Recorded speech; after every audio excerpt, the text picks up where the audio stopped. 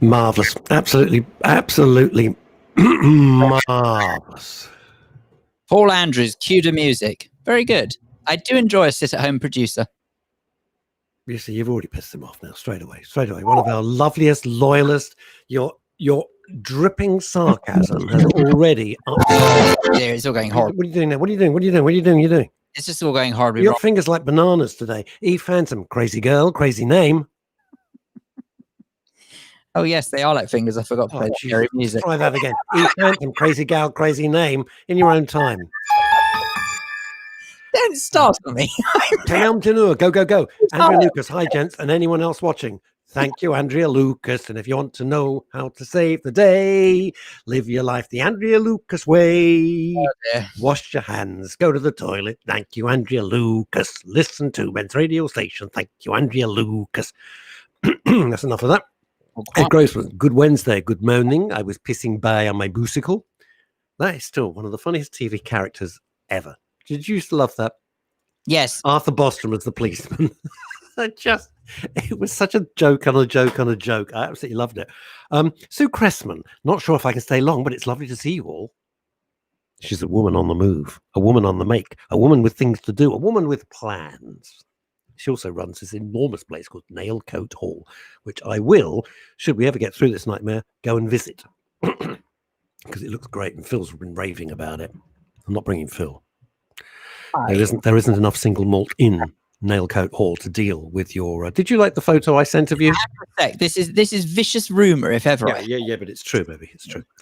Now, I am Phil Dave, broadcasting from my home in Hertfordshire. How do you spell that? Dave? Correct. Okay.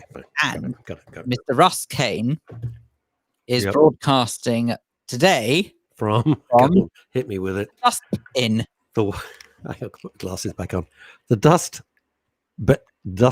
in. It sounded better in my head. You know, in your head, it was just a sensation. Visually, it's all right. I thank you for. But luckily, this is radio, so it doesn't matter. Mm-hmm. Anyone who doesn't know what I'm talking about, technically speaking, Russ looks like he's broadcasting from a tavern. Every time I try and give it a different name, and today's name is the Dust Inn. Why do pirates have a lot of COVID-19? Because of the R number. Thank you very much. I'm here all week. Try the chicken. Don't forget to tip the waitress. Wow. Oh, this is lovely. Sue Cressman, who is the what do you call the boss? The boss. I was trying to think of a nice French word. The guns. That's right. It's my pleasure to have you along at Nailcoat, and we have plenty of single malts. Okay. Well, Sue, everyone loves a challenge in life. Well, some of us do, and if you can supply enough for Phil. Hey, guess what happened yesterday? What face was that? Was that like your vampire face? Tuesday. So I guess yesterday was Tuesday. Okay, I think we can do a little bit better than that. What's that? Owner. No, that's what the boss, the owner. Richard Todd says the Dust Inn is rubbish. And maybe I'm only collected on a Wednesday. Hey, I see what you did there. Gave myself another haircut, by the way. Looks like crap. Me? Looks like complete rubbish. No, me. Are you rubbish? Rubbish. I don't know why you say this, because it looks. Look, okay, it doesn't look like either of us have been to a barber forever, but 4 or 5 months now. I don't think it looks terrible. I even dreamt just before I woke up this morning. I dreamt about the clippers you've bought, and I dreamt that I thought, "Oh, Phil's bought clippers. I'm buying clippers." And in my dream, which is why I woke up in a panic. In my dream, I was using the clippers on my hair, not knowing what the hell I was doing. I didn't want it to look like an extra in Saving Private Ryan, after they've been shot, basically. So, yeah, isn't that weird? You mentioned to me last week, and I dreamt about it today. Well, yes. I hate dreams. I can't bear them. I don't mind dreams, actually. I hate dreams.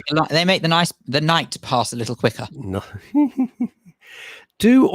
Andrea Lucas. I like your question, Andrea Lucas. Do all listeners of Men's Radio get special rates? What, at Nailcoat Hall? I don't. I have no idea. Incidentally, I'm wondering. There was a big reaction to Gail Nichols and Vaughan Taylor, who are our guests, some of our guests on Friday, right? Who came in talking about the Keep Fit. And I'm wondering if there's enough of you who are interested. I wonder if we could get special rates for men's radio station listeners, because the effects that they were just sending me pictures this morning of one of their clients, and she's lost 5 stone during lockdown. She looks terrific. Eve Phantom, I'm having my hair cut today, and I'm so excited. I don't blame you.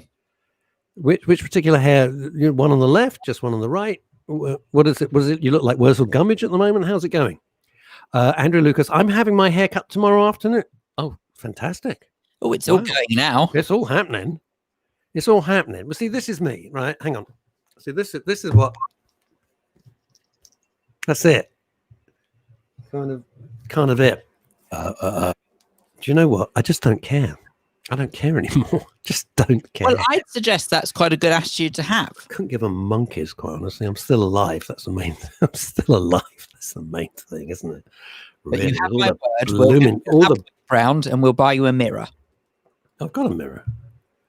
But when you're trying to trim your hair, and there's you, and you're standing in the bathroom, you're holding one mirror so you can see the back, and you're looking in the mirror. It's oh no, I know, it's really difficult. It's murderous. I don't know what the hell I'm doing. Because you're sort of doing it in reverse, but your brain tells you to cut it the right way, but it's the wrong way. Yeah, as is apparent, because I'd spent about a year growing my hair out. And then I thought, oh, this is Paul Rose. I'm bald and I'm feeling oppressed by this conversation. Bald life matters. Are you, Paul? I don't know. Are you? Okay. Very good. Oh, thank you, Chrissy Holt. Wow, that's the nicest thing you've ever said. Chrissy Holt from the middle of Spain on her tractor. I don't make that up, by the way. That is true. She lives in the middle of Spain and has a tractor. One of the things I'd love to do. It's a treat to watch her driving it through the streets of Madrid. It's hilarious. But anyway. Yeah, when she goes to a nightclub, rocks up in her tractor. On the plus side, though, she does have one up when she goes bullfighting. I think the bulls would be terrified of Chrissy Holt, to be honest with you. I think they'd be scared. Scares me. And she lives in Spain. Yeah, Ken Elmjanur, who is a huge fan of yours, Phil.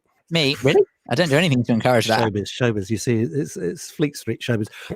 I'm bald and I'm feeling oppressed by the. Oh, that was Paul. Sorry, Ken Elm, get back to showing off your tit for collection.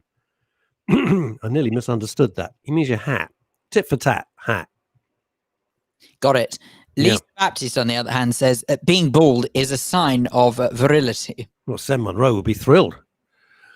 The most virile person on here. Well, he probably is. He's Turkish. He's very manly. Hey, guess what I saw yesterday? Oh my goodness me, Paul! That's very exciting. Yeah, I'm tuned in from sunny Crystal Palace, sitting outside at one of my favorite cafes, namely Cafe Paradou. Paradou. I think that's the way you pronounce it. Waiting for a lady friend. Oh, I say. Oh, hello. And waiting for a lady friend. Watching the world go by. People still have romance. Jeez, God, damn. Ladies and gentlemen, Paul Claridge, fresh out of the 1940s. I'm waiting for a lady friend. She's agreed to have tiffin with me.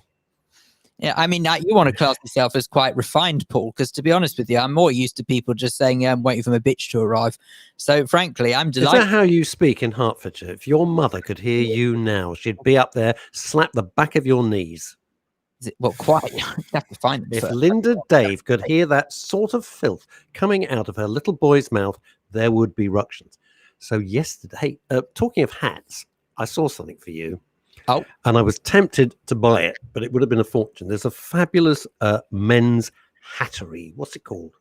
Hat shop near Piccadilly Circus. And it's fabulous. It's near the theatre where Pretty Woman was. And near, you know where Brasserie Zadell, Live at Zadell is, Crazy Cox. Just tiny bit up the road from there. You know where I mean? Exactly which one you mean. Okay. I love it in there. In the window, and I was so tempted. So tempted. They've got a fabulous checked flat cap, which I wear and you wear, right? With, and I'd not seen this before, matching face mask.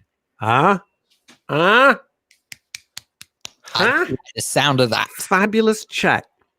Flat cap. Aye, up, lad. And matching face mask. It looked terrific. And they had like a beanie hat. I don't mean Lloyd beanie, like a kind of beanie hat with a matching face mask as well for winter. Oh, it was great. I feel like I would be. Oh, thank you. Milliners. Milliners. Milliners, yes, milliners. I feel like I would be in a position to recreate the Hovis advert for 2020. You can do this, and I'll do the music. Hang on a sec. Well,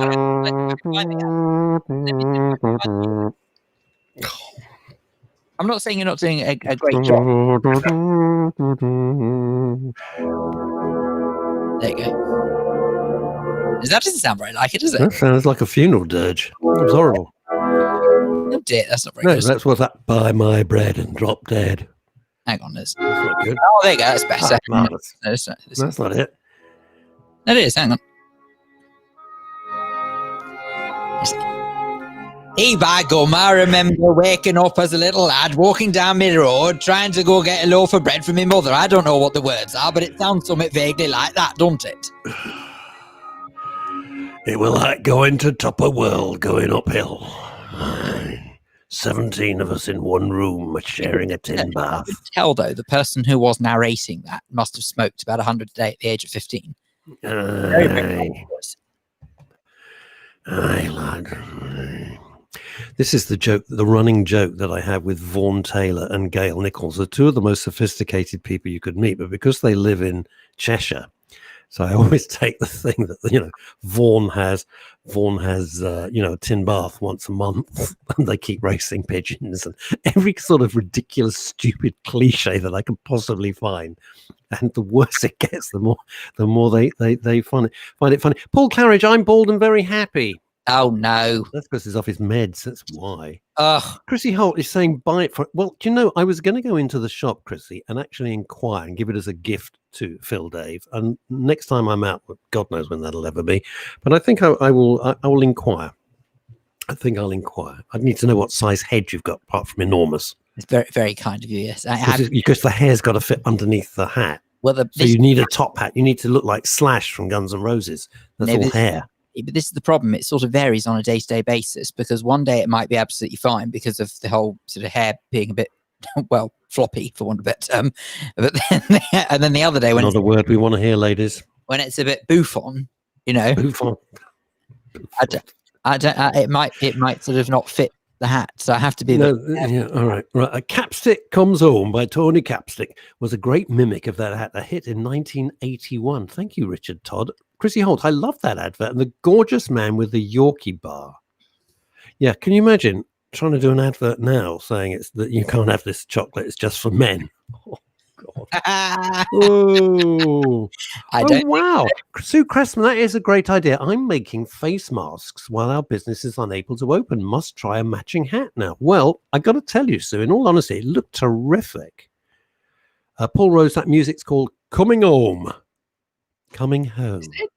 Is it? Okay. That's good. That's good. Okay. Yeah, maybe. It might well be called Coming Home, but it's not. It's listed as the Hovis advert. Is that all it says? The Hovis. Isn't it great? Some wonderful, wonderful composer writes this beautiful thing, puts his heart and soul, his passion, everything and his skill into it, and all you think about, it's that music for a loaf of bread. Hey, Russ, I've got some very exciting news for you. What? This is sort of a bit of an experiment day to day without us realizing. Oh, God, really? Now, it's not official. This is just, we're trialing it, okay? So don't worry, because this is, I recognize that some people are going to start going straight to the actual official page and they won't see it. So they won't. But Men's Radio Station today, it's not only broadcasting live on Facebook, but we're also broadcasting live on YouTube as we squeak.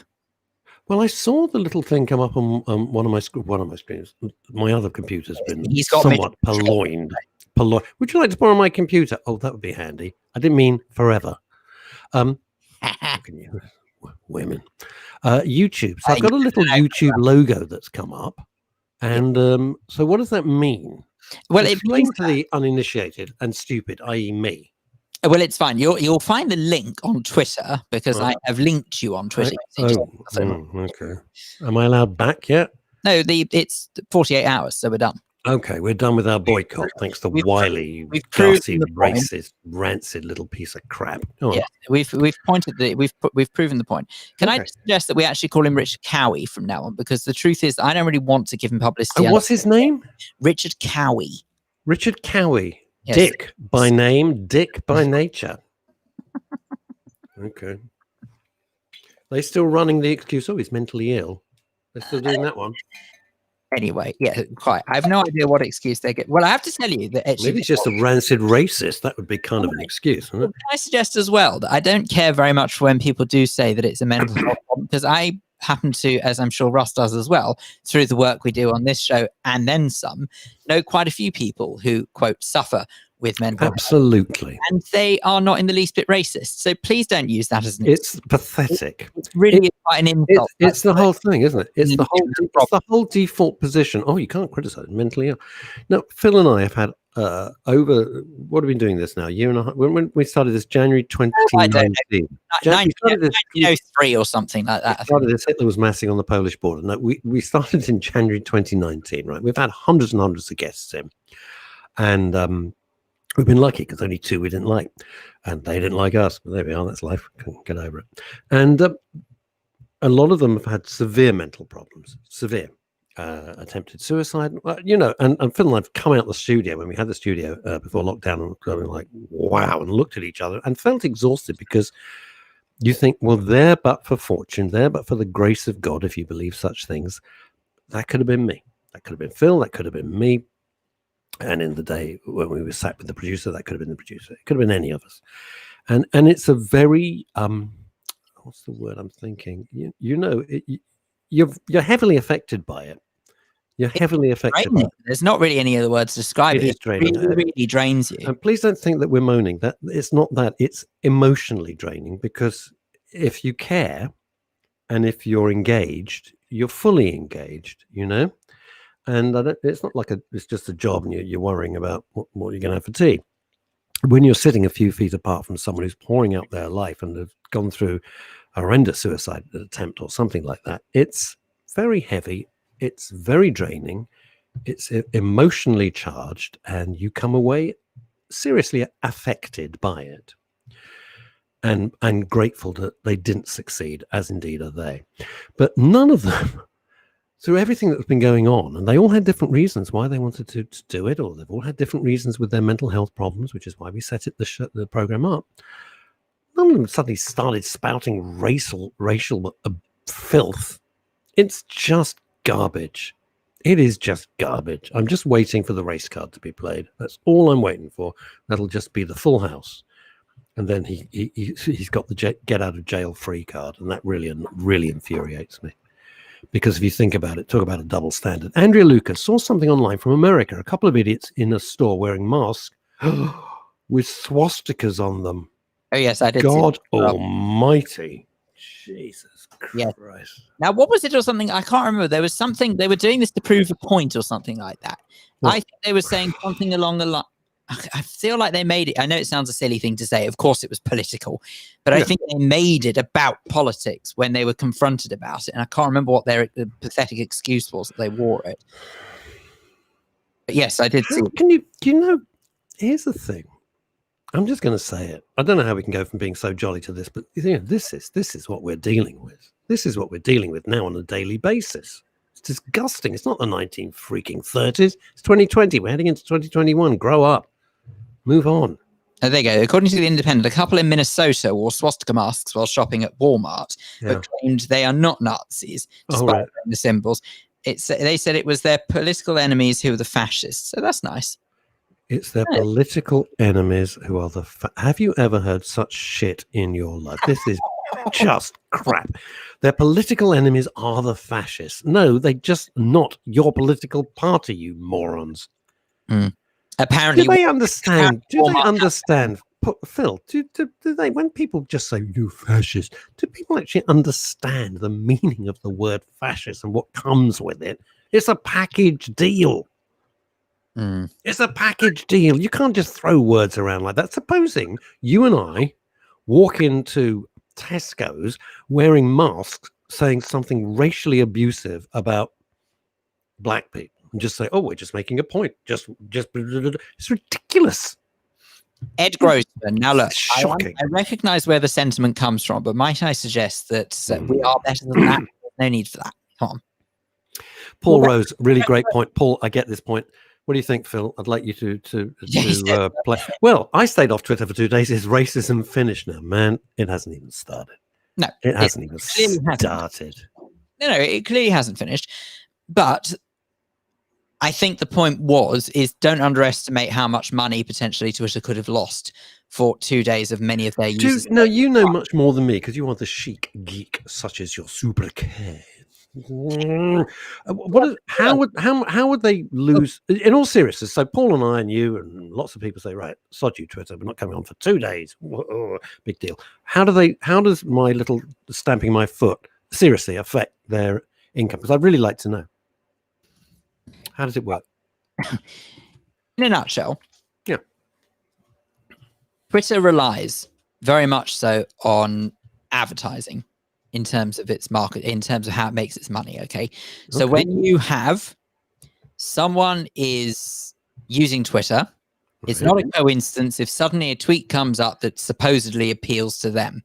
It's all seriously. Oh yeah. It's so all, give me a for instance. How does that work? Where do I start? All right, let's just say that you were, I don't know, let's say you were doing a search recently for loans or something like that. Loans. All right. You're doing a search for loans. And then suddenly you see a random tweet from, say, Barclays Bank. Other banks obviously are in the Twitter sphere as well. But let's just say that you see a tweet from Barclays Bank saying, did you know interest-free loans now available for 6 months? Something like that. Okay. It's not a coincidence that you see that, because Twitter, like most other websites, accesses cookies and uses algorithms to build up an understanding of what you like and what you search for online and what might appeal to you. Subsequently, they tailor that information to their advertising team. Wow. And get people to point tweets in the right direction, as it were. That's in a nutshell kind of what happens. Now, what will happen if you boycott Twitter for a couple of days? Well, if people know that you are going to boycott it for a couple of days and it gets out there for enough people, what do you think those advertisers are going to do? They're going to say, well, there's no point in me being on Twitter for a couple of days. No one's going to see it. Why am I going to bother paying you for a couple of days worth of advertising? And however much money they spend on the advertising, that would be lost for them for a couple of days if it gets out of hand enough. Now, I have to tell you, I'm not completely convinced the 48-hour boycott was big enough to properly impact them. Impact them? Yes, I think it did. Dent them beyond repair? Definitely not. As in, they won't even really notice this. But it's a start. Have we lost you, Mr. Kane? Oh dear, I think we've lost Russ. But anyway, whilst he is sorting his old technology out, Richard Todd says, it's the same old, I'm never going to use your company again line, isn't it? When you just don't get the service you'd hoped for, it just makes you feel better about yourself, even though you probably are going to use them or shop there again. Now, Richard, it's really interesting that you say that. Russ, are you back with us? Can't hear you.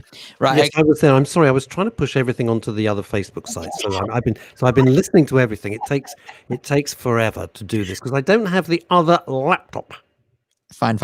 As long as you're okay. The reason that it's really interesting what Richard says though about how you say something and then potentially never shop there again, because actually I did threaten that and I've stuck to it. And okay, it took a little while to change habits. Now, I'm not going to mention the name of this particular brand because it's not. Go on. No, seriously, because it's not very fair or right of me to encourage people to do the same. But there were two major supermarkets that a few years back got involved in a bit of a political discussion as such when some trouble broke out in the Middle East. Now, I don't consider it the job of a supermarket to react to what goes on anywhere in the world. It's not their place. They're not there to get political. They're there to provide a service. So hang on. Slow up there, Coaches. A supermarket started to make political comments.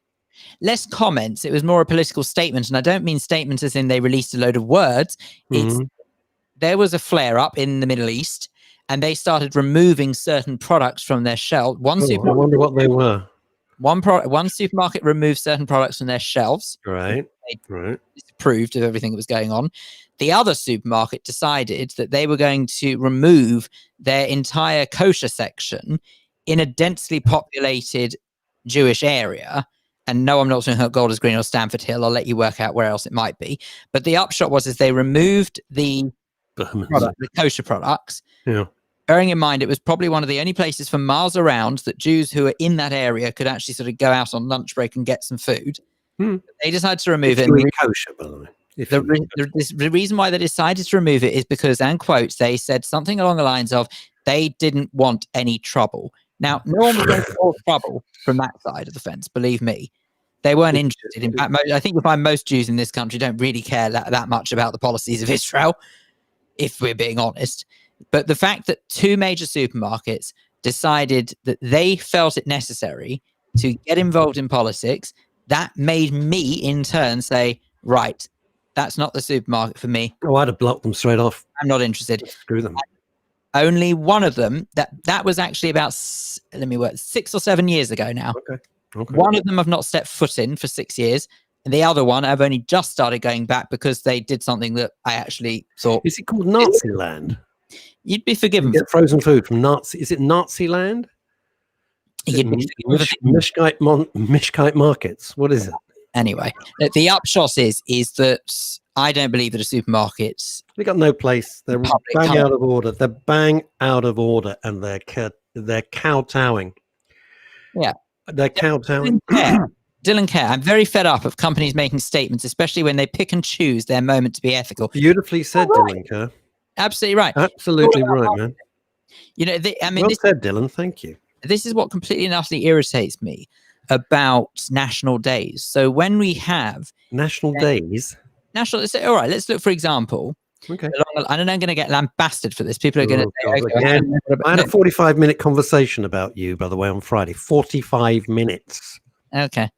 I can imagine who it was with, and what a shame. But anyway. No. Please, it was 45 minutes, and we had a proper, it wasn't a shouting match, it was a proper conversation. Okay, great. End off. I'm sorry you had to waste your time like that. But anyway, the upshot is that with the companies that start putting things in the window, when they say something along the lines of, all right, I tell you what I'll use for an example. What about Pride? When there's Pride Month on, or Pride Month. Pride Month, yeah. Are people genuinely that daft that they don't realize the reason why they're making that political statement is to win you over as a company? You think? Not because they're trying to be I never. Are you serious? Sarcasm is very unbecoming, Mr. Kane. No, the point about it is of course you're absolutely right. It's a blatant, hey, we're fabulous. Come and work, buy our stuff, bank with us. Don't you Put think your investments with us? We're lovely. But don't you think it's appalling, though, that people I mean, I know they fall for it because otherwise they wouldn't do it, but they fall for it. And I just feel so wound up for making those kind of political statements when their ultimate goal is your custom. It's nothing to do. Well, the ultimate goal is, of course, your custom. But on the other hand, let's just take gay pride as an example. It must be great if you are gay to suddenly see that outpouring of what you would term as affection. It's a kind of affectionate. It's a supportive thing. Let's lose the word affection. That's the wrong word. But support, wouldn't you say?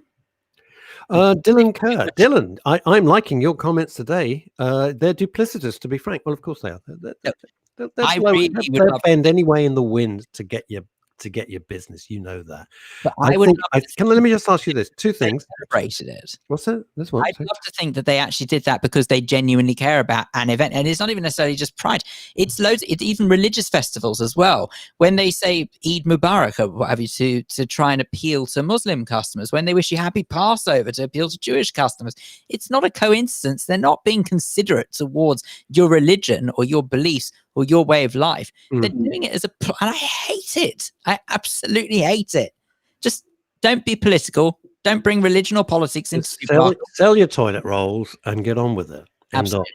Richard Vero, who I was at school with, oddly enough, and lives in, talking of fascists, lives in Colditz in Germany. Yes, right by the castle that was the subject of so many books and films. And Richard's a very nice guy. I just sent you a picture of matching hat and mask on Messenger by Hats and Horns. I couldn't make this up. I swear to God, I'm reading it exactly. Hats and Horns. You got your papers? Well, your papers, Herr Dave. Just stand in line, will you, please? My millinery company in Germany. Now, Richard Vero's dad. If I've got this wrong, please bear in mind. But he made most of the crash helmets for Formula One in the early days. So all those really famous ones like Sir Stirling Moss used to wear, not like the great big space helmets they wear now, but it was much simpler back in the day, back in the sort of 50s and early 60s. And Richard Vero's dad was like the top guy for making that stuff. Richard, have I got that right? Let me know. Paul Rose, the ultimate goal of all marketing is to get you to spend money. Yep. Dress it up how you like, claim to support anything and everything. Only one company has the balls to say, give us your money. And that was the Drink Oasis. Totally. I love that campaign. The campaign was just like, it's a drink, buy it, give us your money. I thought, yes, that is terrific. Now I'm wondering, and it's the door's open, it's too drafty if it's too, can't get it right. I'm wondering, this is a serious thing. Mercedes apparently, not sure if it's true, but Mercedes-Benz, who of course sponsor that twerp, Lewis Hamilton, are painting all their cars black on Formula One. And I'm just wondering, I don't know if they're going to go ahead with it, but that seems to be the plan because of him. And I am just wondering whether there's going to be a backlash and people are going to say, really? Okay, I'll go and buy BMW. I'll buy Audi. I'll buy Jag. I'll buy Ford. I'll buy anything, but I won't buy you if you're going to shove politics down my throat. And as Phil said, and he was absolutely right, Phil said, I think last week, could have been the week before, millions and millions of people watch sport to get away from everything else in life. They just want to enjoy the sport, whether your sport is football, my sport is WWE and probably MMA and Formula One. You get away, you want, and occasionally football if I'm with pals. You watch on TV, I won't go to a match ever, but you don't want politics. You don't want anything like that. You want it to be your time to enjoy the sport just as a sport.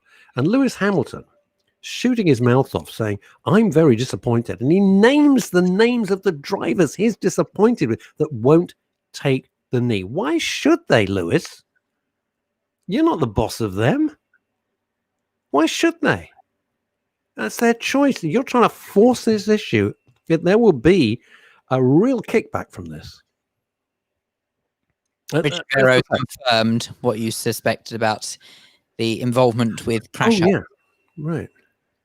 I don't know how true this is, but apparently, I think it was my great uncle, was either he came up with an idea for a crash helmet and never bothered to patent it, and then someone beat him to it, or he was involved in it somehow. I can't remember what it was, but it was something to do with the invention of the crash helmet was something he was involved in. Whether it was he forgot to patent it and someone beat him to it, I can't remember. Undoubtedly so.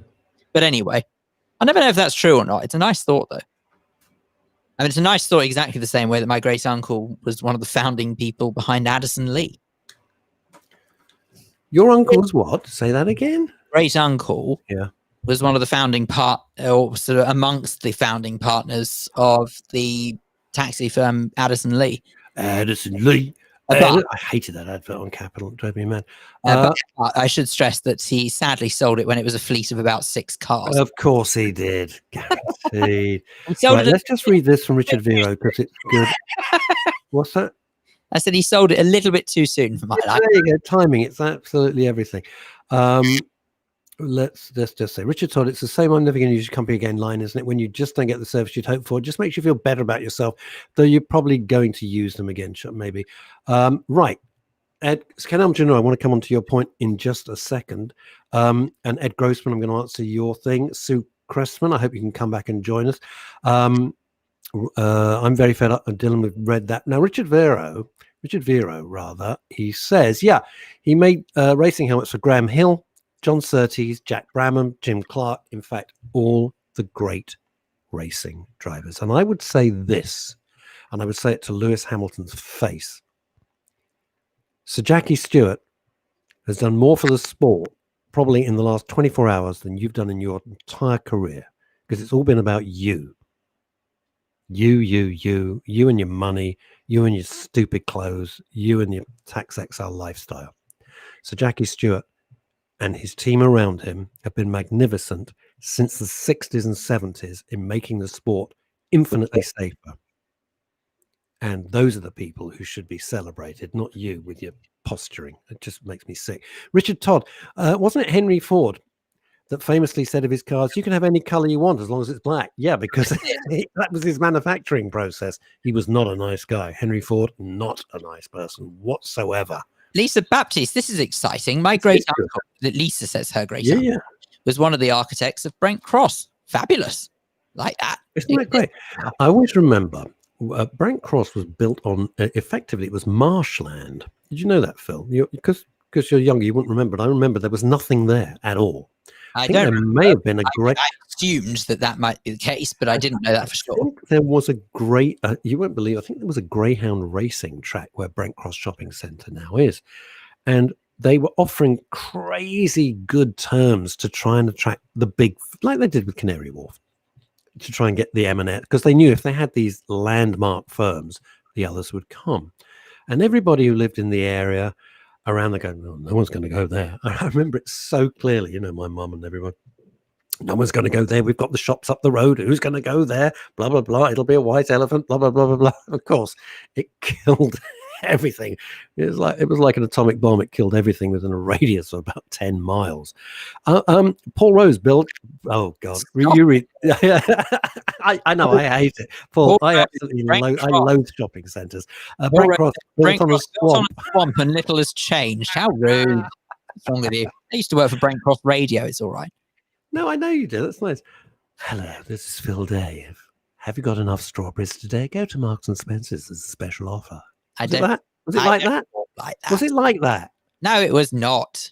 Ed Grossman, yes, I was right. I don't know why I dragged that up from the back of my Filofax memory. Filofax, cutting edge reference, Russ. They knocked down a great Greyhound stadium to build that monstrosity called Brent Cross.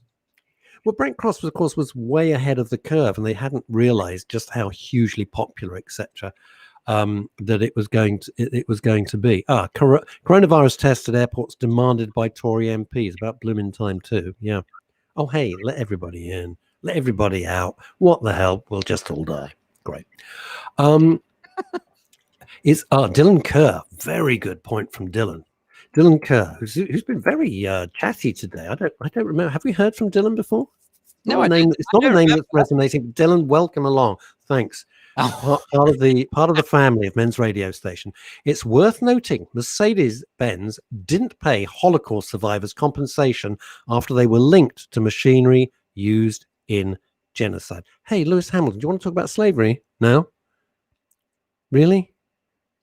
Jesus, it's the hypocrisy makes me feel. The hypocrisy actually gives me a pain in my chest. That's how angry I am about it. Good Lord. Well, I'd insist it's probably not worth it, but yes. No, I can't help it. It's true. That's how passionate I am, how much I loathe this revolting level of hypocrisy. You can't pick and choose. It's like being pregnant. You can't be a little bit pregnant. You either are or you're not. So you're either against racism and slavery or you're not. So, Lewis, pick a side. Paul Rose, wasn't BXFM a Christmas radio station? Yes, you're quite right, Paul. Oh, I remember that. Yes. Who else was there? Did anybody go on to great things after that? No, it's not funny. So, come on. Anybody? Okay, so I know that Paul Murphy used to do our travel. He became Paul Murphy Cast when he married his other half, and he's a regular travel cast. Well, he was a regular travel caster on BBC. He then since has sort of gone more behind the scenes now. He was all right. I mean, I sort of went on from there, but hey, didn't exactly thrive. And then Dylan Kerr, hang on, better get a counterpoint. And Daimler-Benz did actually pay out money eventually. I just found out. Thanks, Dylan. Good. Eventually, I should imagine they had to be somewhat persuaded to do so. The reason I mention that is because many of the greatest broadcasters cut their teeth on United Biscuits. Now, you, Phil, are way too young to know there used to be a thing called on the Light program, Music While You Work, which really came out of to keep the factories and everything going, both during the war and then post-war when we were trying to recover. And Music While You Work was a huge success. It ran for decades. And it was music to keep factory workers, jolly and cheerful and energized. And then a lot of the major factories had their own radio stations. So they could say, and now for Doris, on assembly line 52, it's your birthday, happy birthday, Doris, things like that. And it was very nice. And it made it more of a family feel. And United Biscuits, who make biscuits, had a tremendous radio station, and people like Nicky Horn and Roger Scott and Graham Dean and some of the absolute greats, legends, started out at United Biscuits. So when Phil says, I was at Brent Cross FM, and people go, "Tuh," it's not actually that. It's got a really good history of producing and getting people to hone their craft. Lisa Baptiste, I think you've been with Phil too long. By the way, other shopping centres are available. I find them scary. I don't like them at all. I must admit, I was toying with the idea of going just to see what it's like, but toying with the idea of going to Westfield this weekend. If you'd like to come and work on Men's Radio Station, there clearly is going to be there will be a vacancy when we can't have Phil because he'll be in isolation for 10 years in a chamber. I'm in isolation now. Didn't you notice? Yes, I have. Hey, now I want to go back to something. Some people were making some excellent points, and it's pretty heavy stuff. Now, Ed Grossman, Ed Grossman, they made the Mercedes black weeks ago. Very nice color for a Merc. No, it's too heavy. It always looks like you're an Addison Lee or an Uber driver if you've got a black Mercedes. I think it's too heavy. Apart from my cousin Michael. Obviously, that's a nice color. Well recovered. Never going to get a lift again. Otherwise, obviously, that would be good. Right. We're talking about, here we go. Ken Umjanu, I wanted to answer that point. We're in the midst of a verbal civil war. Absolutely. That is gradually turning to physical violence, particularly in the US. I fear things will go from bad to worse. Last week, if you remember, and to my stunned amazement, Phil agreed. I thought Phil was just going to say, you're an old fool. I said, we're heading to... I still think that, but it's not the point. You had a door, but you had to walk through it. Then you got to walk past. But no. I think we are heading to civil war. I do absolutely believe that. And I'm talking about in America more than here. I truly do believe that. And I was speaking to some people who are highly, highly placed and know much better than me. Mike's going to bed. It's the middle of the afternoon, Chrissy. What's going on? What's going on with your other half? Spain, siesta. Oh, he's having a siesta. Of course, Spain. Okay. I do believe. And of course, the problem is over in America, you've got a hugely armed, not just a militia, you've got millions of people with the most horrendous amount of firepower. I mean, thank God we don't have that here in Britain. Unpleasant as though it is over here, at least we haven't got armed militias all over the place. And it's been my view for some considerable time that the the southern states would succeed like they did. And the Americans, they'd succeed in the moment. They don't really want anything to do with the North. They hate California. They hate New York. Well, they hate most things. And they certainly hate a lot of stuff. And I honestly do believe that could easily happen. If Trump refuses to leave the White House, which is not an impossibility, if the election is so close to call and you've got those key states and they keep recounting, that could drag on. I was having a conversation yesterday. That could drag on till January, easily, after the election. So then the election's November, Phil? Yeah, November. Is it possibly somehow? Yeah, it is November. Well, it's important stuff, let's not just brush it away. And, there's this election, if it's that close and people get disaffected, that is a powder keg waiting to go off here. Chrissy says, her son says, the only thing to put the world right is World War III. Well, we don't want that because that would last about 30 seconds and that's goodbye, cheerio. Well, I was going to say, I think You can't have World War III. That's World War now would be very different to World War of past, where, okay, yes, there may be weapons involved, but these ones I can't help but feel would have modern technology on them at their side and be even more fateful. But anyway. Well, I watch it a lot. Most nights I watch a lot of documentaries about what would happen. And believe me, the whole thing would be over in in about 12 hours, if that. And it would be just get away from it. Hope not, because it would become nuclear and no one would survive. No, Andrea, absolutely. That's the first thing. They wouldn't hesitate. They absolutely wouldn't hesitate to do that. So we don't want to go down that road because it's just absolutely horrible. Paul Rose, Trump could lose by a landslide and he'd still refuse to leave. Kind of what my point is. Yeah. Why does he keep taking dangerous drugs and yet refuse to? Why does he keep taking dangerous drugs and yet refuse to die? No, you lost me there. Explain that. Do you understand that, Phil? Then get it. The only thing that it won't be a landslide. It's a reference is to when he was talking about injecting bleach. Oh yeah, but he didn't actually say that. That's what I was. That does annoy me because people really did misquote. I'm not saying that what he said was sensible because it clearly wasn't. But it's nonsense. But he didn't say, "Hey, get a syringe and shove bleach in your veins." He didn't say that. Watch the clip. He didn't say that at all. I'm not a fan, so I'm not giving a fanboy response. But he did not say that.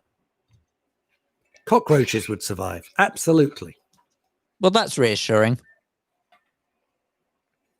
Hey, I've been called worse, so maybe, who knows? It might happen. The thing is, Chrissy, you wouldn't want to survive. Maybe you in the middle of Spain. Maybe you could be self-sufficient in all seriousness in the rural areas. I wouldn't want to survive that. I mean, just if you think about this just for a second, I don't think we're going to get so heavy. Think about this just for a second, right? This bloody pandemic, it's trashed our lives in 4 months. Well, by 3 months we were trashed. 4 months, everybody's like, what the hell? The effect I know that it's had on me mentally has been just enormous. And it's a fight, right? And that's without, radiation, bomb blasts, no water, no nothing. There'd be nothing. So you just think, well, this can do, and you can't even see this. So no, I wouldn't want to be around afterwards. I'd kind of want to just go somewhere and watch it. I think it would be horrific. I have heard Dylan Kerr microdoses ephedrine, but that is, I don't know what ephedrine is. What is ephedrine, Dylan? I have no idea what that is. And then Paul Rose has come back with you're just saying this, so I've got to try and. Can you say this word? I can't. Hydroxychloroquine. Say it again. Hydroxychloroquine. How do you know that? So do you put that with gin and tonic? Definitely not. I don't know. Please don't. Now, Paul, you're making this is why our listeners just fantastic. It's the family of men's radio. Thank you. He's been laying the ground for challenging a result for months. Totally right, Paul. With his tweet about mail-in voting, civil war or not, I don't expect a result in the following March if he loses on the day. Paul, I'm with you, mate. I am with you. This is going to be dragged out. And it's even worse because it's in many ways. And just for a minute, people say, well, we don't live in America. Who cares? We don't live in America. Well, you know what the saying, America sneezes, Britain catches a cold. Everything that's ever happened there eventually happens over here. And that's not the case with coronavirus that they've got now, but yes. Well, because I think we're being slightly more sensible than, not fully sensible, but slightly more sensible than they have been. You can't live in a state of denial. Not even in Egypt. Denial. Oh, I thought you meant that it was one of the United States. Denial. Hey, that's quite good. That's not a new ventriloquist act. Denial. I can talk like that. It's ridiculous. I can't. My lips move. Ephedrine is a stimulant used as a precursor used in hay fever tablets. Oh, okay. Oh, it can boost cognitive functioning and heart rate for some, but it's dangerous. Oh, I think nearly every freaking drug is, isn't it, Dylan? I mean, you're right. Every drug is dangerous. Every drug has some sort of side effects. The pills I have to take to counteract the side effects of the pills I have to take, it's It's ridiculous. Every morning looks like God knows, looks like Amy Winehouse. Andrew Lucas, perhaps what happened to Kennedy? Oh, Andrea, no, that would be the worst thing ever. Phantom haircut update. Quick, do some sort of fanfare. You got like a fanfare or something.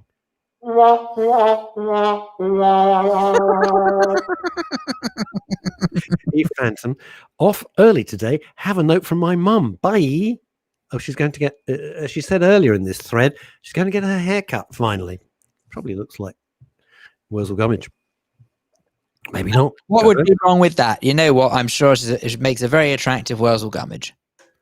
Probably. Who can say?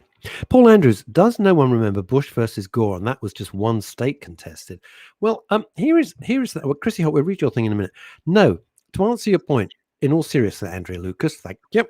Perhaps what happened to Kennedy should happen to Trump. Well, we never ever could condone assassination. Well, not in a democratic society. Not in a democratic society. I'll just mark my words carefully. Because if, God forbid, Trump was assassinated, that is the blue touch paper lit for every disaffected American. And you would see violence and civil war on a scale unprecedented, not since the original Civil War, Gettysburg and all the rest of it. Hang on a sec. I'm sorry to interrupt. Phantom, Phil, that's me. Now, hang on just a cotton-picking second. No, she's not in a rush now. She's got time enough to pick an argument. Yeah. I feel now that Russ was the one who said that you look like Wurzel Gummidge, and I did not. How dare you? Not mean. I was speculating what her hair might look like after 5 months of not being anywhere near a hairdresser. Unbelievable. Yeah, you try and be nice to listeners. You've tried to be nice, and she's slapped you in the face. Now she's going to be late for a hairdressing appointment. Oh, I suppose that would be my fault. That would be my fault as well. She'll walk into the salon and say, "I'm sorry, but that idiot Phil Dave made me late. He was so rude." And they say, "Sorry, we've taken your spot, Ms. or Mrs. or Ms. Phantom. You'll have to come back in 5 months' time. Then you're in trouble." Kanam Janor, the mass media and the polls told us Trump didn't have a chance first time round. Watch the silent majority outside New York and LA prove them wrong again. The heartlands of the US are appalled at what happened in the big cities. Kanam, I'll tell you something. One, I agree with you 100%. Two, I happened to be in the BBC studio on the night of the American election, and all the geniuses are sitting around me. And they say, and you know, it's a shoe-in for Hillary this, Hillary that. And they said, Russ, who do you think is going to win? I said, Trump. So they looked at me like I'm the village idiot. And they said, what? I said, Hillary will not win. Trump will win this. Why do you think that? I said, because all of you take the view, you say America, and in your head you're thinking New York and Los Angeles. America is not New York and Los Angeles. Those are two little countries all on their own. America is every place you've never heard of and you've never been, the flyover states. You fly over them because you don't want to go there, but millions and millions of people live there. That's why he's in power. And anyway, what are the polls now? The polls are always wrong. So I was right. And I said the same thing when I was in the studio about Brexit. Who do you think, it was guaranteed there won't be a Brexit. I said, Brexit, there'll be Brexit. And they looked at me again. Ooh, with that, hang on. Even with that, I mean, both of these things you're talking about are 50-50 chances here. You could say that, but that was my belief. I didn't say, well, either or. I said, this is what's going to happen. Well, I was hoping that Brexit would happen. I still stand by that. I'm quite pleased it did. I'm sure that will delight. But the point is that I don't think that anyone from either side could have predicted the outcome. And furthermore, what we also must remember is that whatever happened is that at least 50% of the country was going to be left disappointed. Frankly, you could argue Brexit is where the polarization of the country started. Yeah, I wouldn't argue with that. So Ed Grossman, I agree with you. Ed Grossman, Russ, it doesn't matter who wins the November election. The USA is finished, kaput. Really? 365 million people just kaput? I've never been to kaput before. Where's that? It's outside Knoxville, in Tennessee. Dylan Kerr, previous indicators were right last time, say Trump is going to win. Well, you know what? I don't think Joe Biden's going to win. I think it'll be close. But now, where's the lovely message to cheer matters up from? Here we go. Paul Rose. This isn't right. Trump prays nothing but fame. He doesn't care about the job. He just wants the celebrity that comes with it. Well, the most famous presidents all had something in common. They were assassinated. I think. Barack's still lurking about, isn't he? Chrissy Holt. Jimmy Carter still lurking about. Yeah. Bush Jr. still lurking about. Chrissy Holt. Well, I'm cheering up. Okay. Read this out, Phil. It's very nice. Can you find it, or do you want me to do it? Oh, Chrissy Holt's one. Sorry. Yes. Nice. She says, well, I'm cheering up. My niece is getting married next April in a beautiful place in the country, Airlie House in St. Peter's Church. I'm so looking forward to going, even if I have to walk from here. Well, you want to start now. You don't want to be late. Hang on. Wait. Take the tractor. Problem solved. Oh, what? Put Mike in the... You probably got some sort of truck. You got a trailer or something for the hay or whatever you do. Hang on. Couple of cans at the back. Banner saying about to get married. Yeah. And then ribbons on the front of it. It'd be fabulous. Yeah, a lot better than the classic rolls. Now you're talking. You know what? If all else fails, I think wedding planning could be your thing. Phil Dave, wedding planner to the stars. I'm telling you. You know what? Can I suggest tractors for wedding cars? I think it's got wheels. It's got pulling power. Hey. Paul Rose, don't think you'd put Lincoln and JFK in the same scale as Bush and Obama. No, I wouldn't. No, of course I wouldn't. I thought Obama was one of the most overrated presidents.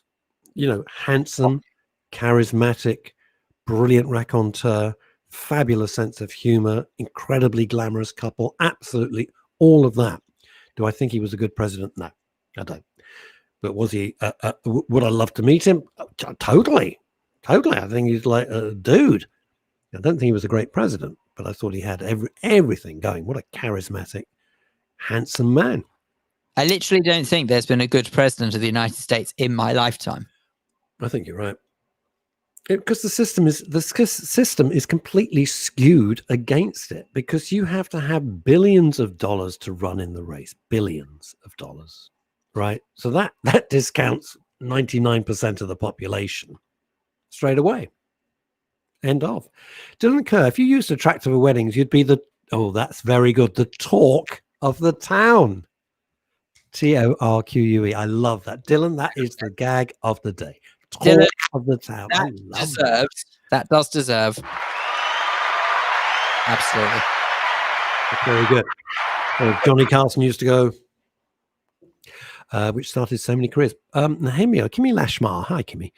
Question: Where in the world is the best place to live?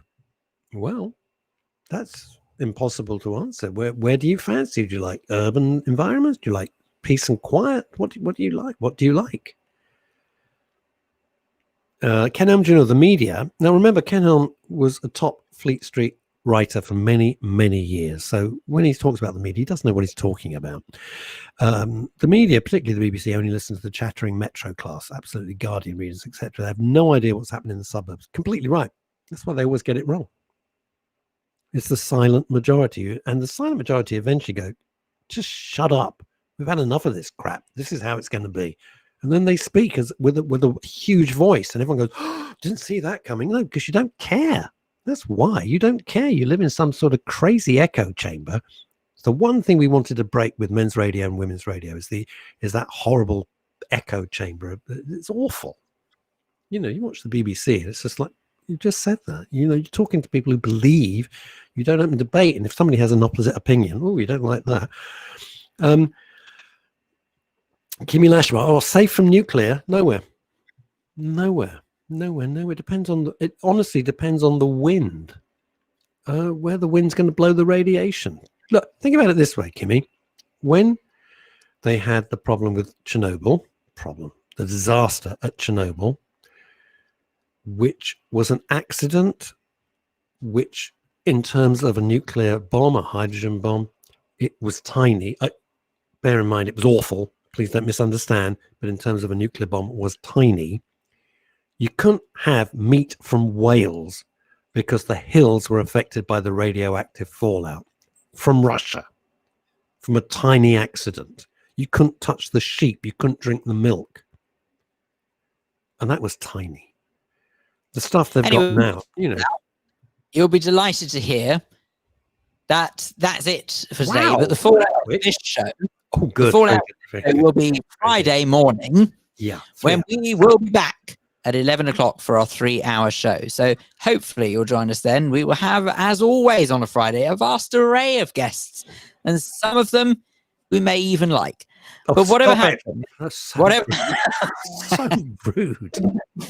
whatever happens, we'll hopefully see you Friday morning, 11 o'clock. Thanks for watching. Thanks for commenting. Bye.